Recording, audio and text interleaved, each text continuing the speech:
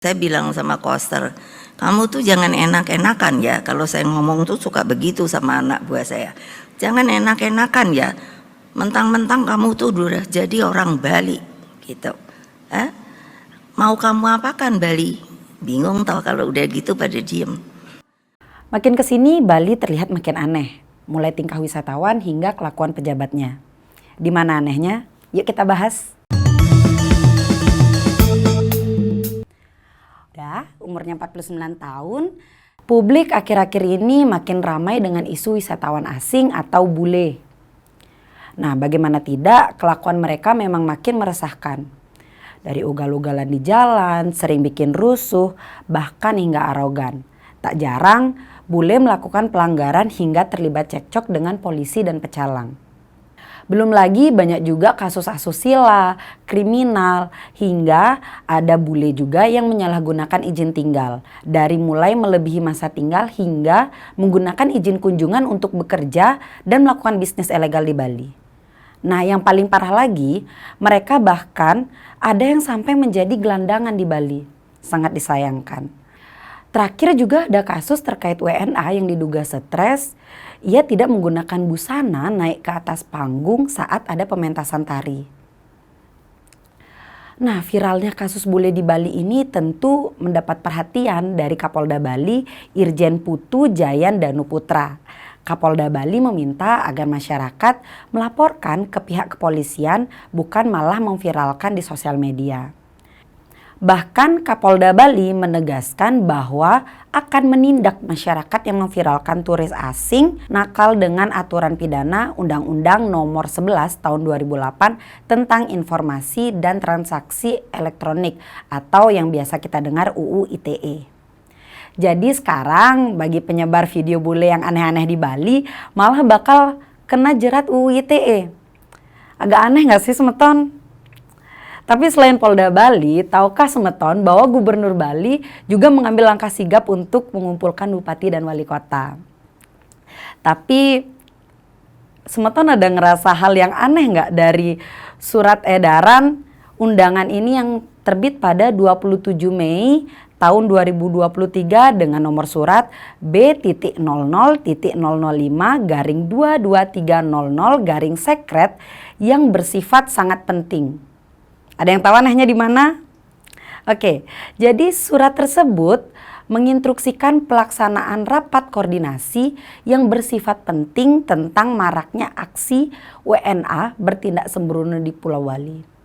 Ya, dari surat undangan tersebut kita rasa normal. Tapi mari kita tengok di alinea ketiga yang berbunyi, khususnya kepada wali kota, bupati, saya perlu sampaikan bahwa Presiden kelima Republik Indonesia, Megawati Soekarno Putri, menegaskan saudara wajib untuk hadir tanpa mewakilkan. Saya diperintahkan untuk melaporkan bagi saudara yang tidak hadir kepada beliau. Aneh nggak sih kalau justru mantan presiden yang menginstruksikan Gubernur Bali?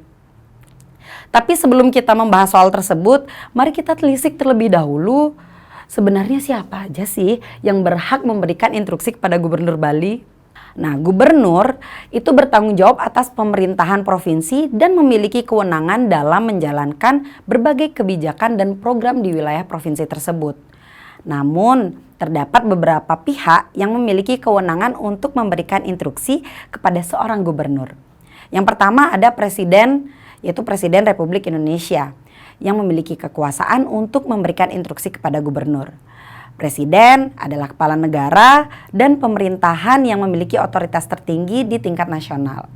Presiden dapat memberikan instruksi kepada gubernur terkait kebijakan, program, atau tindakan yang perlu dilaksanakan di tingkat provinsi. Kemudian yang kedua ada Menteri Dalam Negeri. Nah, Menteri Dalam Negeri adalah menteri yang bertanggung jawab atas urusan pemerintahan dalam negeri, termasuk urusan pemerintahan provinsi. Menteri Dalam Negeri dapat memberikan instruksi kepada gubernur terkait pelaksanaan kebijakan nasional, pengawasan pemerintahan provinsi, atau penyelesaian masalah tertentu di tingkat provinsi. Yang ketiga, DPRD, Dewan Perwakilan Rakyat Daerah, adalah lembaga legislatif tingkat provinsi yang mewakili kepentingan masyarakat di provinsi tersebut.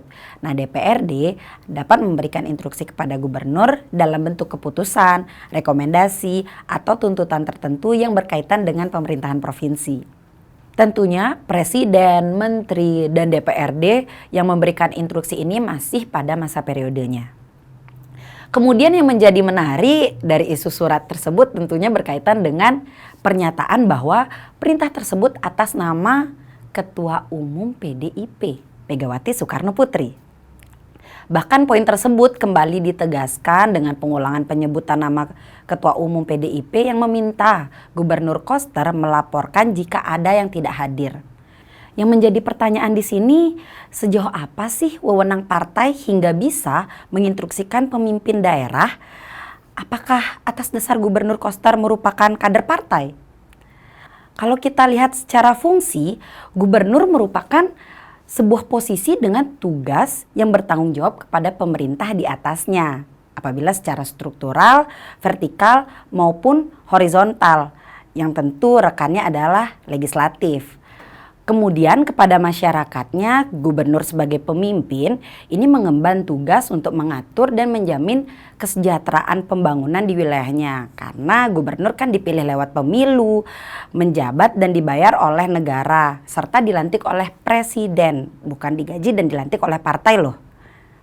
Kemudian yang menjadi pertanyaan selanjutnya, apa yang sebenarnya mendasari mengapa sih Gubernur Koster dengan tegas mencantumkan keterangan bahwa atas dasar arahan Ketua Umum PDIP. Sementara surat tersebut dibubuhi dengan cap dan kop gubernur sebagai pejabat daerah. Bukan cap partai PDIP. Meskipun hampir semua wali kota dan bupati merupakan kader PDIP, namun ada bupati yang bukan dari PDIP loh. Jadi itu bukan pernyataan yang bijaksana meskipun tujuannya baik. Atau ada sesuatu perihal kondisi politik tertentu yang menjadi sebab sehingga sampai Koster menempatkan arahan Ketua Umum PDIP sebagai instruksi wajib dibandingkan mencantumkan instruksi dari Presiden. Entah siapa yang lebih berhak untuk itu, atau ini ajang penentuan siapa yang lebih dibanding siapa dalam menggerakkan kebijakan daerah khususnya di Bali.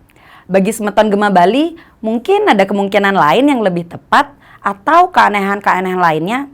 Silakan tulis di kolom komentar.